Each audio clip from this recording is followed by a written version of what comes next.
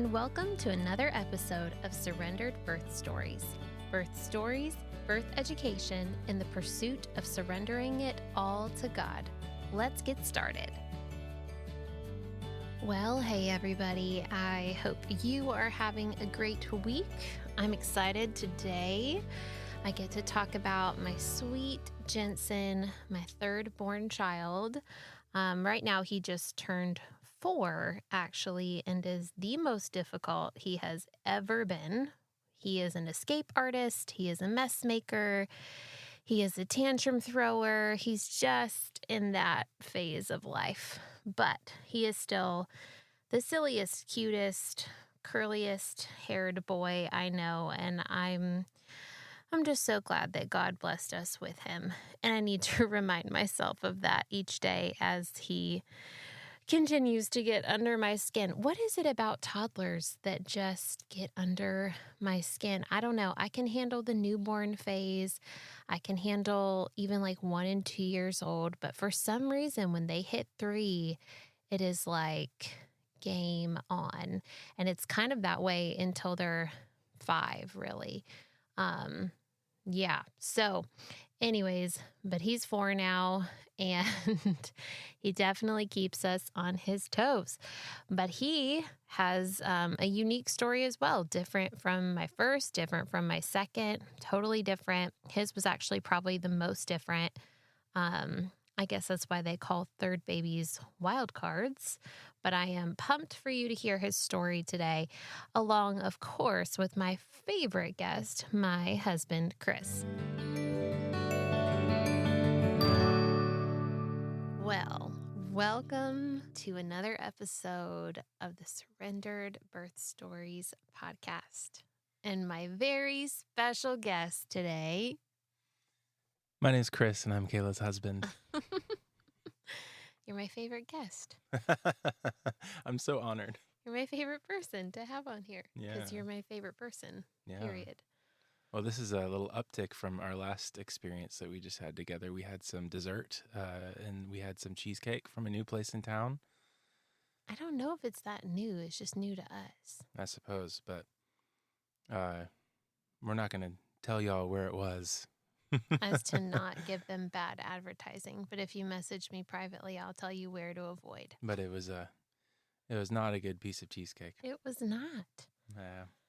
I'm glad we used a coupon and did buy one, get one free. It makes it a little bit better. Yeah. But it was salty. Mine was salty.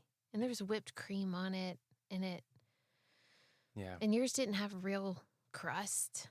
It was cake. The crust was cake. That's so weird. I don't know. I just need to keep making my own cheesecakes. Your cheesecake is amazing. Even after the first bite, I was thinking to myself, oh my gosh, I wish I was eating Kayla's cheesecake. Anyway. Well, thank you. Last time we did this, you and I did this, you had pneumonia. But we didn't know it at the time.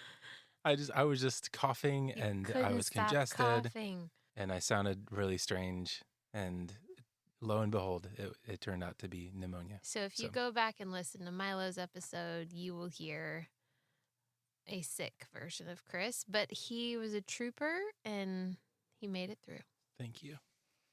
And so tonight, or today, whenever you're listening to this, but right now it's like 10:15 at night, we're going to talk about Jentzen's birth story. Oh, Jentzen. Oh, what a boy. Jentzen. We love Jentzen. Okay, so let's start from the very beginning with the fact that after Milo, we had the conversation, and I think we were like 95% sure we were done having kids. After 2, yeah. After 2. Because for me, 2 was really hard. Going from 1 to 2 was really hard for me. It was hard. Yeah, it was hard for everybody. I mean, the transition from having just one child that really needs you, that's almost 3 years old, to having that plus a newborn and trying to adjust to that. It was just a really tough transition for you in particular, because you were home with the kids. Mm-hmm. You know, and I think I talked about that a little bit at the end of Milo's story, but it was hard for me for a while. And that's when I decided I really wanted to go back to work, not into teaching in the classroom, but just, and not like part-time doula work, but like I wanted to go away daily to do something for myself, and just get a break, honestly. Okay, so we had just had the conversation that we were done having kids, to the point where I sold all of my maternity clothes. Um, I didn't get rid of all the baby stuff, only because I knew we had so many friends with young babies, and it was nice just when they came over that I could be like, oh, do you need this swing, or do you need this seat, or do you need this boppy? And It's nap time. Here's a pack and play. right, here's a pack and play. Here's a like, it was just nice. So I didn't get rid of that stuff, but like I got rid of other things that I shouldn't have gotten rid of. And then I feel like it was like a month later, you came home and you told me that you wanted a third baby. Right. I remember being at a funeral. I was playing music for a funeral, and I remember it was these two early 30s sisters. There was just two sisters. Their dad died. And I remember looking at them and saying, or thinking to myself, oh my gosh, like, if one of our kids, Lord forbid, ever were to pass away, there's only one, and they would be lonely. And quick backstory on some of my history.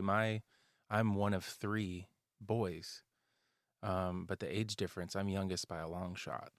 But my middle brother passed away in 2008, and so to me, it didn't feel like a possibility until it happened that one of my siblings would pass away. And so just thinking through that lens, it's like, oh goodness, I don't want to just have 2. I thought to myself, oh gosh, like if one of them passes, that would be horrible, but it would be extra horrible to have to go through it alone. Not that our kids wouldn't have us, but to not be able to relate with a sibling during that time, that would just be really tough. And so I remember having that epiphany when I was there. Yeah, which for me at the time was not like not enough of a reason. Only because Milo's pregnancy was so much harder than Brinkley's, and just the transition was so much harder. So I was just still like, whoa, no, I'm barely making it with 2 at home. I will die if there are 3 at home. Like, it's not going to happen. So I actually started actively searching for a job. And it was like several months later, I think like 7 or 8 months later, I was in the process of interviewing for a position at the Pregnancy Care Center, which I was really excited about because it was like ministry and birth, and, it was just an awesome opportunity. And in the middle of that, I had been driving home one day from somewhere, probably picking up Brinkley from preschool or something. And the Lord finally gave me a peace about having a third child, and that we would make it and he would take care of us and it would be okay, and just to trust him. And so you and I ended up going on a date. It was either like that night or the next night. And we were sitting at the dinner table. I remember we went to Melt in Greensboro. And I remember looking at you and being like, okay, all right, we can have a third baby. Like, God's given me a peace about it now. We can do this. But then the question of when came up, because I was like, oh, but not yet, because this, and what about this? And we can't do it that, because what about this? And like, I was just trying to super plan it. And Super plan. And then I think within that conversation, or within soon after that, it was sort of like, well, if we're going to do this, like, let's just surrender and let the Lord decide when we're supposed to have a baby. Yeah, because there was always going to be something that's in the way. Yeah, there's always going to be something that didn't line up with the calendar for me to be Especially if pregnant. you have even more kids, or you have really like strong career aspirations. Like there's always going to be Yeah, there's something. never going to be the right time. So we did decide, though, that we would wait until I got one more cycle, like one more period. And then after that, we would like stop using protection. Because at the time we were on the condom train.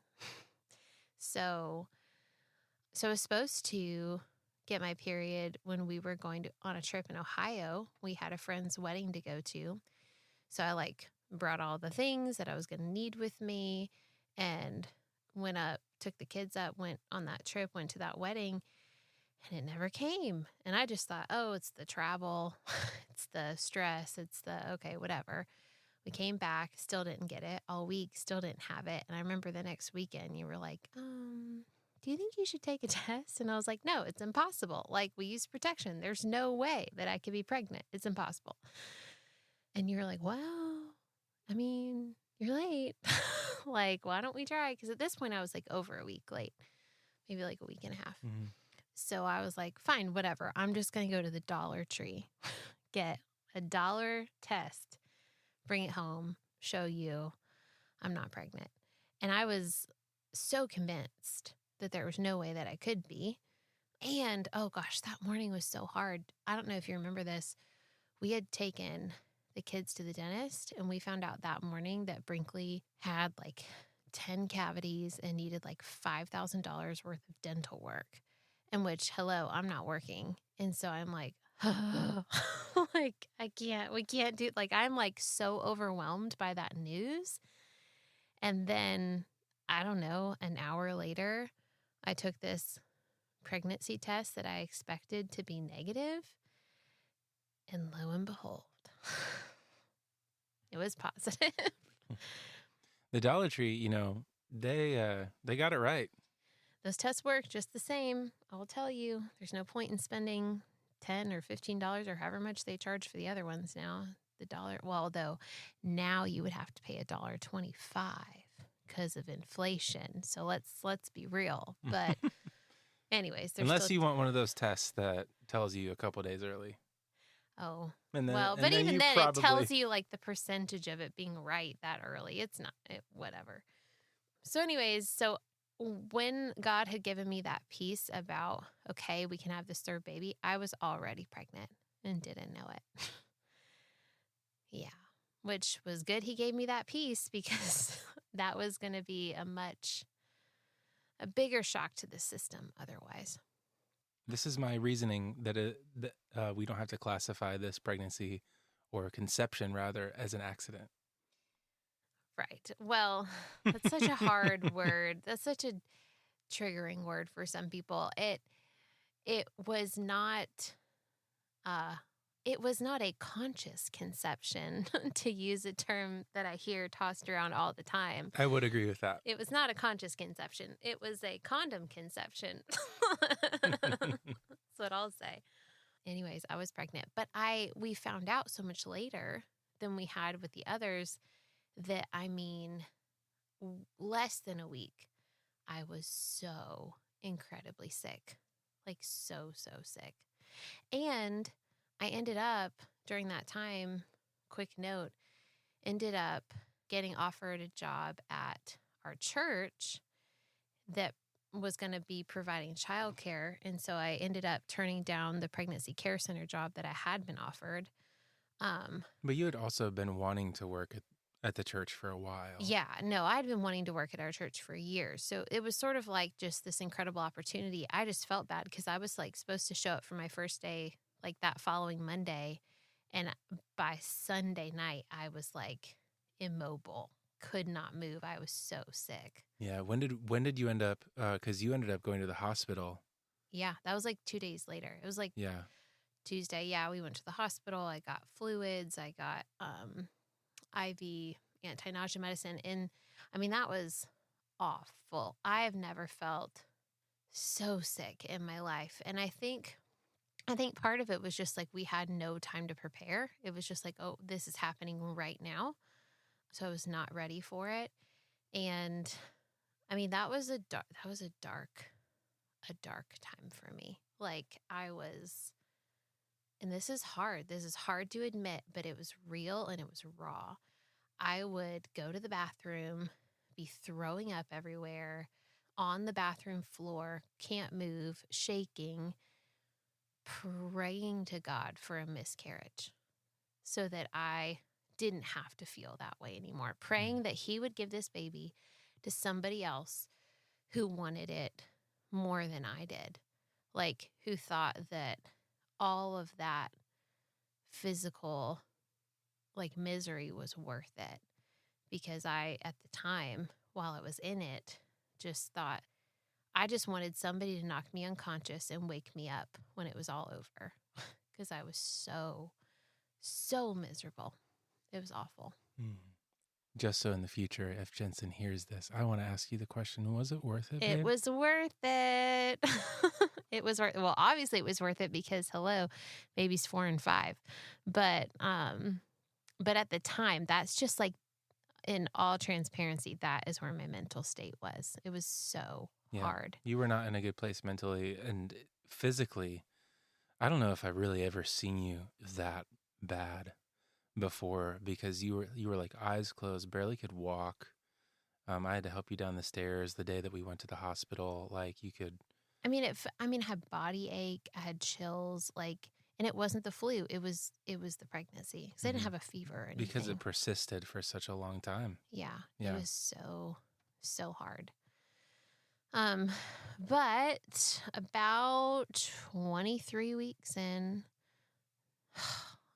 gosh, that's like over halfway. That's pretty serious. But I finally started feeling better. But I did end up going to work eventually, I think a few weeks later than planned, which was a good distraction because it was like half days, which was it was just nice to not have to be responsible for the 2 little kids during that time. And even though I was throwing up while I was at work, it was nice to just be able to throw up and then like keep going back to what I was doing. Because it was a desk job. I wasn't like up and moving around a lot. But man, hard times. Oh, I knew that this child would be a boy. I knew that before we ever did an ultrasound, because about a year before that, I had what you would call, I don't want to say pregnancy scare, because, I don't know, that doesn't sound right, but I thought I was pregnant. I was 2 weeks late, and I had a 1-year-old. Like, Milo was 1, and I was like, oh, there's no way. Oh my gosh, this can't be happening to me. Like, just, I was just really freaked out. But during those 2 weeks, I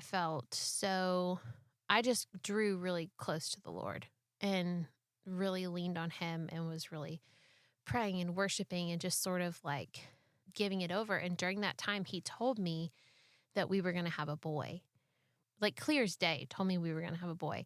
And so when I ended up getting my period, a couple weeks later, I was like, oh, okay, false alarm.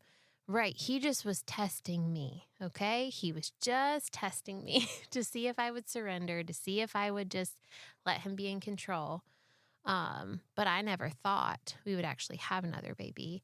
I just thought he was testing me. Well, then, of course, when we find out that we're pregnant with Jentzen, I knew it was a boy immediately. I was like, oh, this is the boy that the Lord told me about a year ago. So there was no question in my mind. And that's the only time I've ever felt that way, like super, super confident in that. We were scheduled to have this wonderful baby at the birth center this time around as well, just like we did with Milo last time. Yeah. And so we were not planning for a home birth. I don't remember if it was on the table at all. No, a home birth was not on the table this time because our insurance it was all like insurance based, and which in hindsight, I don't recommend making birth decisions solely on insurance. That is not the best. However, we had such a good experience with Milo at the birth center, comparatively speaking to the hospital, that we just felt like, oh, of course we're going to go back there. I mean, they felt like family to us. Like, it just like they knew us, we knew them. It felt like kind of a second home. So it felt very comforting to go back there. And So we had planned this as a birth center birth, the one in Statesville, just like Milo, from the beginning. And also, one of my big things going into that decision was that they were just absolute rock stars at Milo's birth, because that was a very difficult birth. And they did such an amazing job. And they got a, 10-pound, 12-ounce baby out. It's like, oh, goodness. Well, yeah, you guys are amazing. You stayed positive the whole time. You say, basically, in my mind, it's like they saved my baby's life in a lot of ways. Let's fast forward to the end of the pregnancy. I was in good health. I felt good. I actually felt a lot better than I did at the end of Milo's. I was dancing. I was moving. Everything was going good. But tell me about your dancing. I lead a dance group at my church. Oh. You know that. But here I was, like 37, 38, 39 weeks pregnant and like just hip hopping all around. Thought that would get the baby out. It didn't, but it would have been nice. So I was getting fearful that I would have to deliver another 11-pound baby.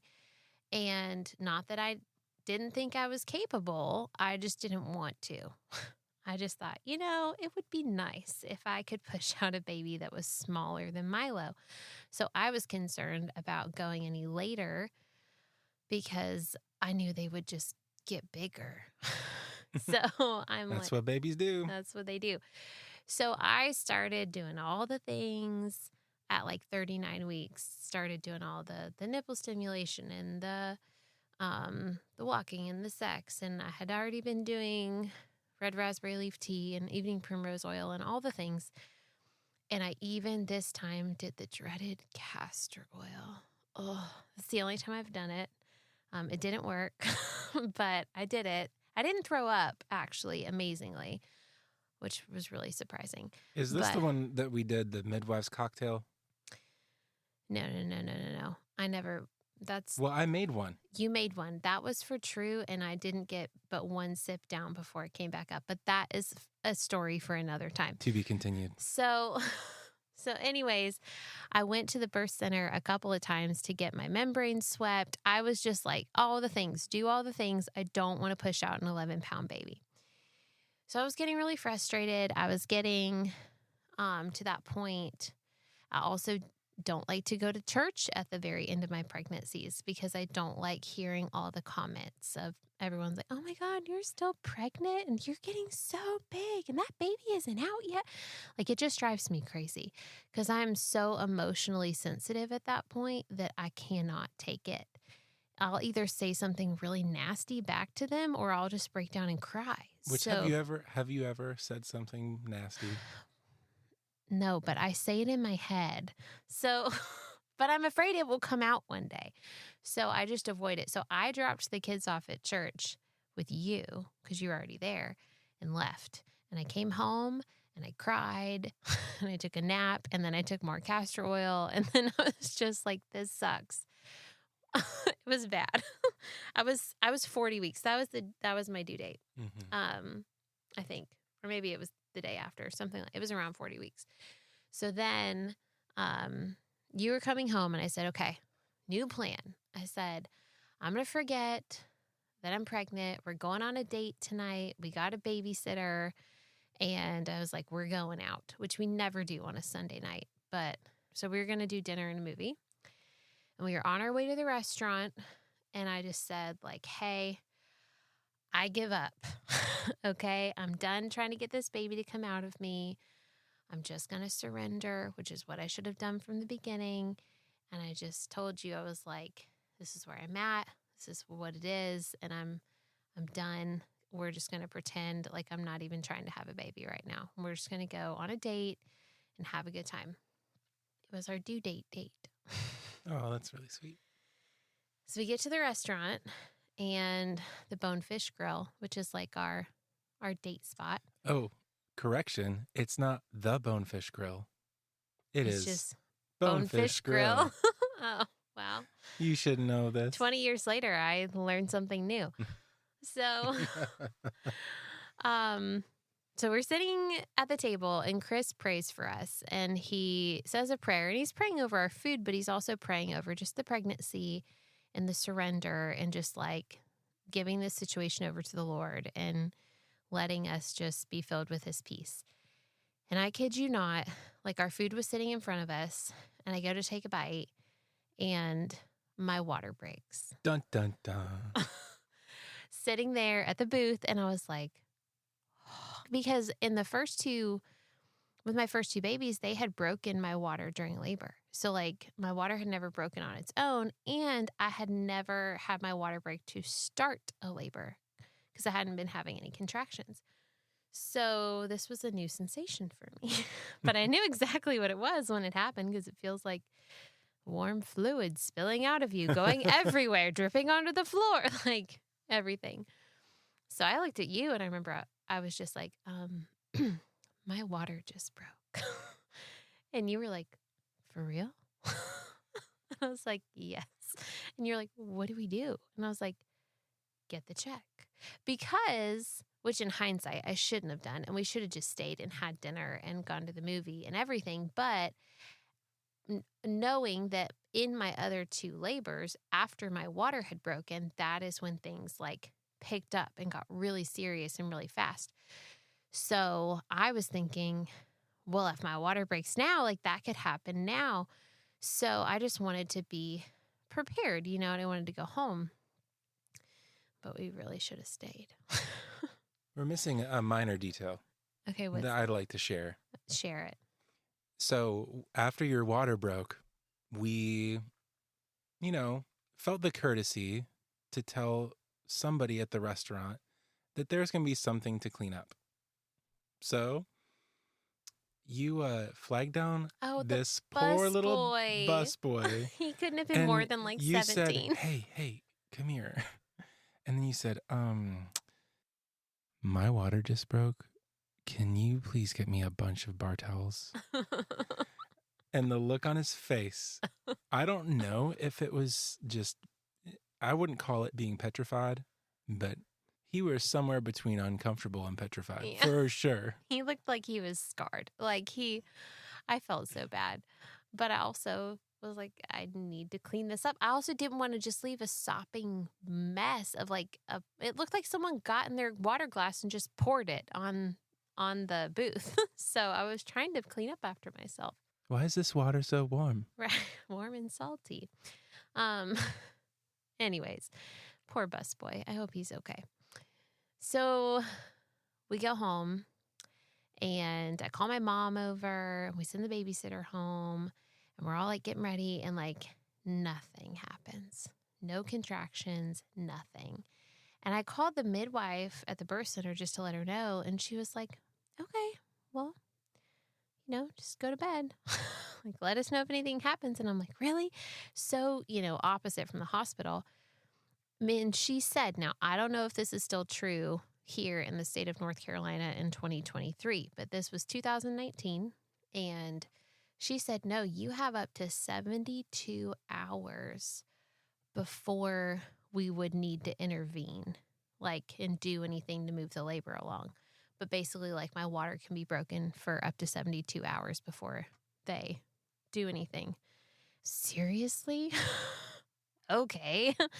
Well, I guess I'm going to go to bed. And so we did. We went to bed, slept all night. Nothing happened. I didn't have any contractions. I called the next morning and I was like, okay, nothing's going on still. And that's when they said, they're like, okay, well, if you want, you can do nipple stimulation, you can drink castor oil, you can do these things, but it's fine. And I was just like, ugh. So here I am again, trying to put myself into labor, hooked up to the breast pump and drinking the castor oil and doing all the things and being like, this sucks. Nothing is happening. And I was so frustrated. We were even watching comedy shows to try and keep my mind in a good place. We had sent the kids to daycare for the day. So it's just you and I at home and all day, nothing is happening. So, and we couldn't have sex because my water was broken. So we just were like waiting, and I was literally so frustrated. So we decide, and I even called the midwife, and I was like, well, could I just like come in? She's like, I mean, you can, but like, we're probably just going to send you home. And I was like, oh, okay, well, there's no point in coming in. So I remember we went upstairs and decided to take a nap, and you prayed for me again. And you were like sitting at the edge of the bed, and I had on a diaper because my water had broken. So, to catch all the things, and you prayed for me. And it was basically like the same prayer we had prayed the day before about surrender and about like giving this over to the Lord and letting him be in control, because in less than 24 hours, I forgot that lesson. So you prayed. And then right after you prayed, right before we laid down, I had another huge gush of water. And it wasn't like the trickling that comes like in between, but it was like an additional, almost carbon copy of the one the day before, which can happen. Like the baby's head can be, in a position where it's blocking like a forward bag of waters, and then it can shift, and then the water can come out. So it was like my water broke again. Okay, I'm going to take that as a sign for the second time in a row that, okay, cool. Still no contractions, but I laid down and we took a nap, and it was a solid nap. It was like 45 minutes of like deep, good sleep that I think we both really needed at that point. It was like a Ross Geller and Joey Tribbiani nap. Yes. It was that kind of a nap. If you watch Friends and you've seen that episode, it was a good nap. So, I woke up from the nap before Chris, not with a contraction, but I just had like a feeling. Like there was just like a feeling that woke me up. I woke you up and I said, okay, like, let's go finish our date. So our plan was to go finish our date from the night before, because we didn't get to. My sister was going to pick up the kids from daycare and bring them back to the house. And so I wanted to be out of the house before the kids got home. And so I just said, well, let's go finish our date. So I went to the bathroom, and I remember I just started shaking. I started getting the chills. My teeth started chattering. My whole body was just like, ugh. I started getting nauseous. I remember feeling this way in transition with Milo. So I'm like, why is this happening? I still hadn't had a contraction. So we get our stuff, we go downstairs. I'm of course like, well, yeah, we're going to bring our stuff for the labor just in case like anything happens while we're out. Well, we're getting ready to get in the car. I walked downstairs, and in the kitchen, I remember clear as day, we were standing at the corner of the kitchen, and my first contraction hit me, and it hit me like a freight train. And I grabbed onto you and just like sunk into you and was like, oh, like immediately vocal. Like it was like immediate, and it felt exactly like a transition contraction.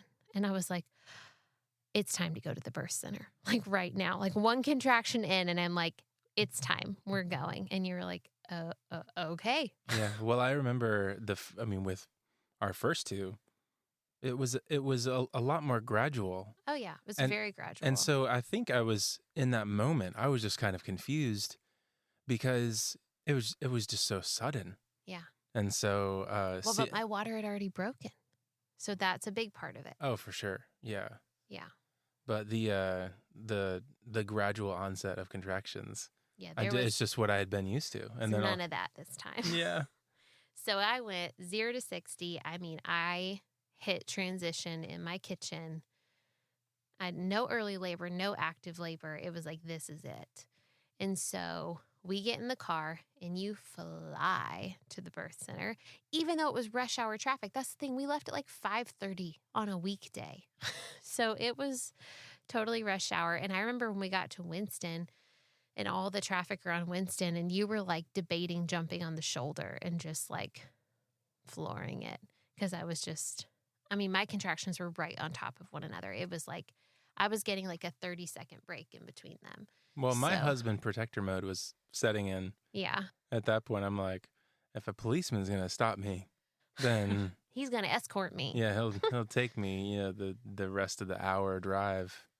Right. So did we miss that detail that the birth center is an hour and a half away? Yeah, I think we said that in the last one. It's like an hour 20 from our house, but I think you got there, honestly, in like under an hour. You drove fast, which I thoroughly appreciated because I was in very hard labor. And I was just sitting upright in the car the whole time. And honestly, I was timing contractions on like the little contraction timer just so I could have something to focus on. I knew they were right on top of each other. I didn't need to be timing them, but I was just like, I need something to look at. I need something to focus on. And then you turn my worship playlist on, which I really appreciated because I was like, oh yeah, that's what I made that for this moment. So that was good. And I started listening to that. But that was the most intense car ride of my life. And I remember right as soon as we pulled off the highway, I opened the door, about to throw up. And then I was like, no, okay, let's just keep going. And I closed the door and like we zoomed down whatever that road is right there. I remember we pulled in to the birth center and they were all standing outside waiting because they knew I was going to be there. Mom was already there. She beat us. And it was Marcia and somebody else. And they were like, okay, Kayla, it's time to get out of the car. And I was like, no. Like, I knew that as soon as I moved, I was going to have another contraction. And they're so intense. I didn't want to. And so they opened the door and they undid my seatbelt. And they were like, nope, we're going to go. And like, they picked me up. I had one midwife under one arm, one under the other arm, and they like carried me. I like floated into the birth center. It felt like I was gliding. That's so majestic though. It was. They were I'm like, wow, I weigh a lot right now. How are you guys doing it? They were so strong. But they wanted me inside. To be a midwife, you have to have a gym membership. Yeah. And commit to going 5 days a week. Well, if you're a midwife, you're not going 5 days a week. But anyway, so they got me inside. They wanted to check me. And based on how I was feeling, the fact that I was a 7 disappointed me. I was like, I'm only dilated 7. Yes. Like, I was so disappointed, only because I was like, this is it. I am in transition. And I was. But then Marcia was like, you could dilate to like 9 in one contraction. I was like, oh, you're right. I know that. Okay, fine. So they had already filled up the tub for me. So I get in the tub and you got in the tub right after me because my back immediately started hurting, back labor, because this baby had moved down and had another big head. Not as big as Milo's, praise Jesus. So you were giving me counter pressure. I was in the tub, worship music playing. I remember biting my hand through a contraction and biting a washcloth through a contraction and just like biting things to get through them. I was not in a great mental state. I think I was just like overtaken, overwhelmed. It was just happening so fast that like I did not have time to like properly mentally prepare. There was you're right. It was no gradual increase. I was at the end when I started, which is a blessing in all honesty, but it was just like my mind couldn't catch up with what my body was doing.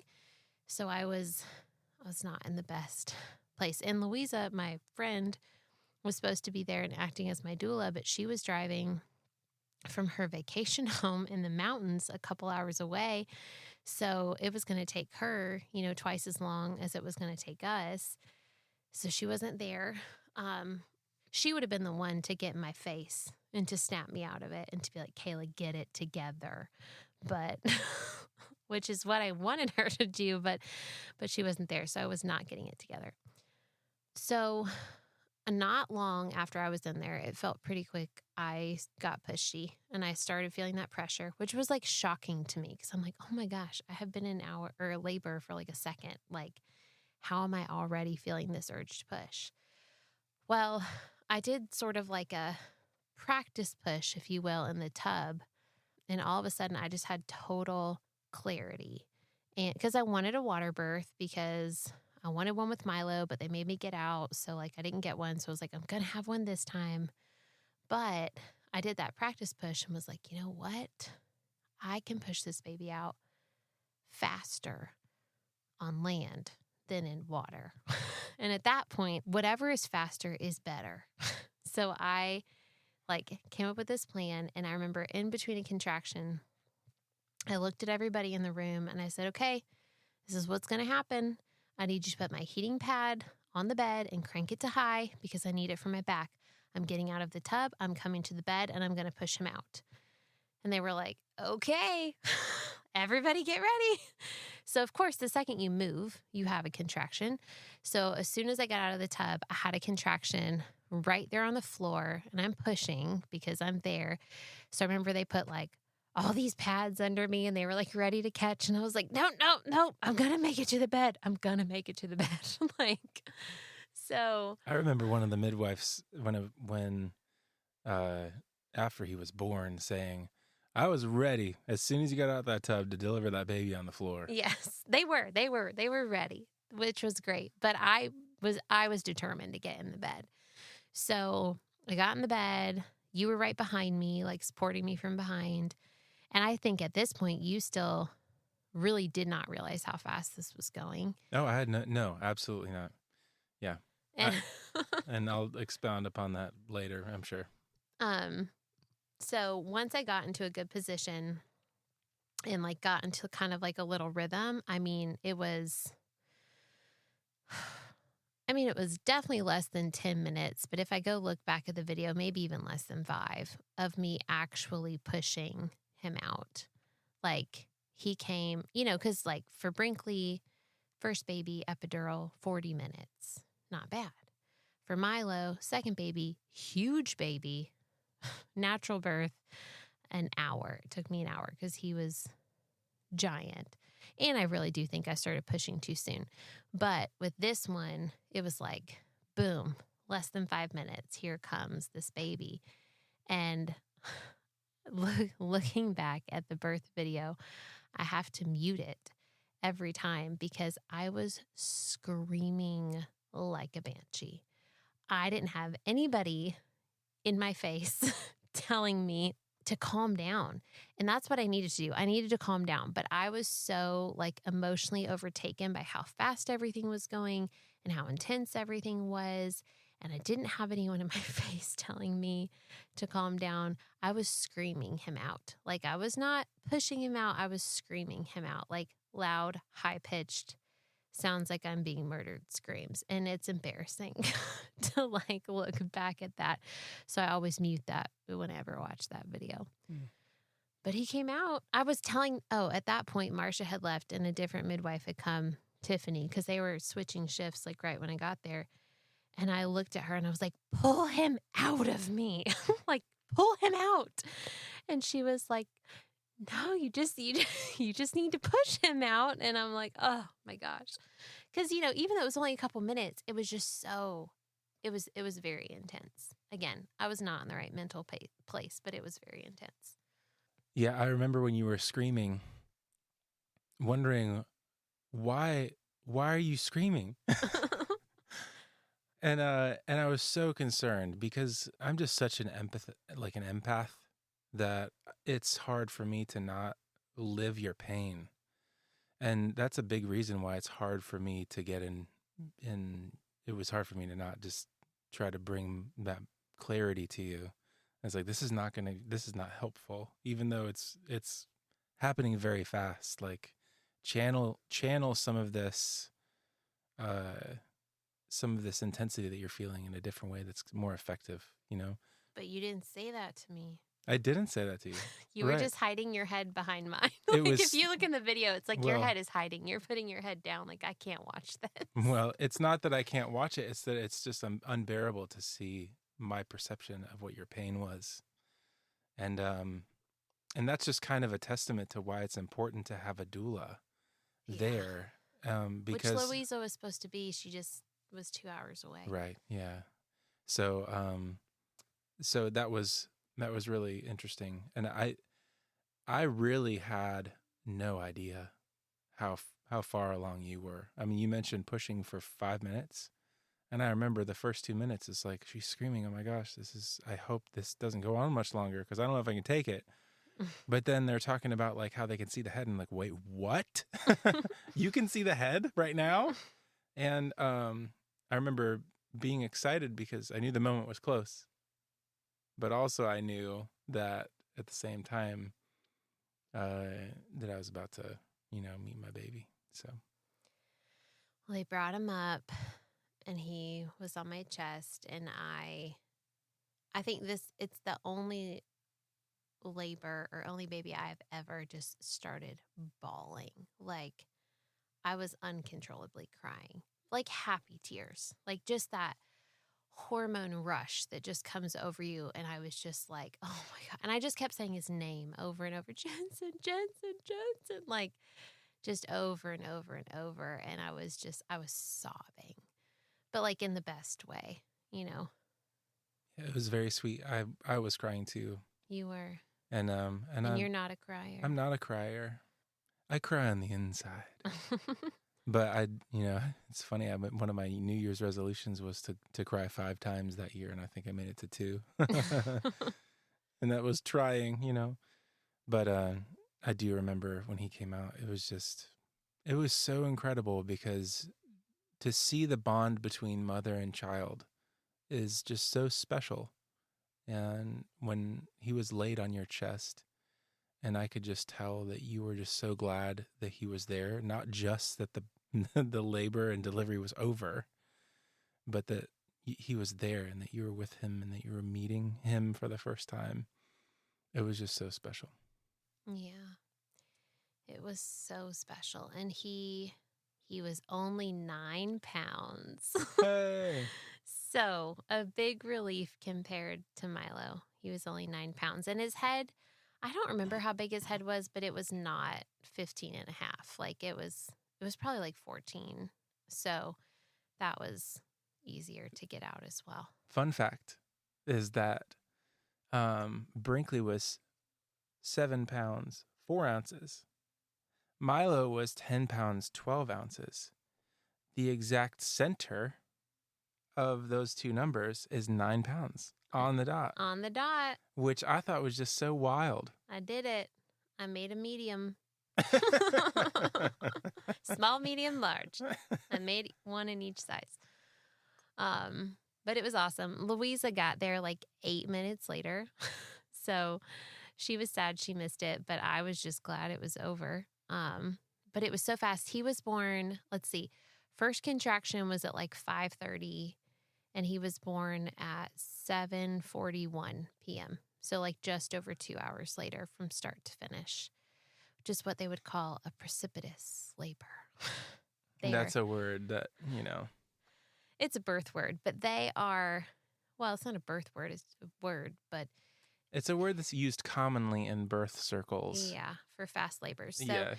It was intense and it was fast. But after it was over, I was like, well, I would do that again over, over the longer labors because it was, it was so fast. Although, I didn't get to like enjoy it or kind of be in the moment. It was definitely happening kind of for me, but it was a very, I'll say like redemptive birth, because the transition with Milo was so hard that this felt, now not the throwing up part of the pregnancy, that was awful, but like the rest of the pregnancy and into like the labor and delivery just felt really redemptive. It just felt so sweet. And then honestly, he was the best newborn until he got sick, which is a different story. But until he got sick, he was the best newborn, and he was so sleepy, and he would just like wake up, nurse, and immediately fall back asleep. You didn't have to rock him or anything. He was just that little lump, that little lump of slumber. And it was summertime, which I honestly really enjoyed. I thought it would be too hot, but I really loved it. And I remember coming home from the birth center with like a tank top and flip-flops and shorts. It's not winter, and I'm not all covered up with blankets and sweaters and stuff. I do remember a lot of the post-birth time with him. just being so calm and peaceful. It was so peaceful. I remember, when we even when we had visited, and gone on errands and stuff with just him when the other kids were in daycare, it was just this is so nice. Partially because our other kids are just generally kind of intense when they were the age that they were when Jentzen was born. But yeah, well, and it was nice too because this transition was so much smoother. Milo and Brinkley played with each other, so it wasn't like I had someone, at my ankles every time I'm trying to nurse this child. And obviously, I was also working, so I was on maternity leave with him while the kids were in daycare a lot. So it was, it was just a different experience, but I think it's what we really needed, what I really needed during that time. It was much better for my mental state, for sure, to have that time with him. And I won't get into the story tonight about how sick he ended up getting. That's a whole nother story, but it was really good that the kids were at daycare and I was at home with him during that time to figure out all of his health issues that he ended up with later on. Well, that was it. That was our story of Jentzen Cove is his middle name. Jentzen Cove Heater. Did we go over everyone's names? No. Okay, well, so we have Brinkley Harvest Heater. And we have Milo Halstead Heater. And now Jentzen Cove Heater. And we won't take the time to explain where all of those names came from and what they mean because that would take a while, but they all came from places and they all have meanings. This is true. This is true. This is And now Jentzen is almost 4 and an escape artist. Let's just say that. The best description of him right now is he can escape out of anything and anywhere in the sneakiest little ways. Yeah, he's a natural Houdini these days. Oh my gosh. Yes. Whew. Okay. Well, until next time. Next time is True's birth story coming up soon. And that's probably my favorite. I love all of my children equally, but that's probably my favorite birth story. Well, I would probably say it's because it was your favorite birth. Yeah. Yes, that would make sense. Thanks again for joining us today. Be sure not to miss an episode by hitting subscribe.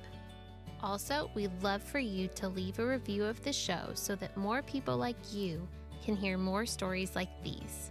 If you're local to the Triad of North Carolina and seeking childbirth classes, birth consultations, or a birth doula, please click on the link in the show notes to take you to our website for more information. Just as a reminder, this show is not giving medical advice, so please continue to see your personal care provider as needs arise. Also, if you would like to be a guest on the Surrendered Birth Stories podcast, please click the link in the episode show notes to get in touch with me. We hope you have a great week, and remember, learn all that you can, make the best plans, and then leave it in God's hands.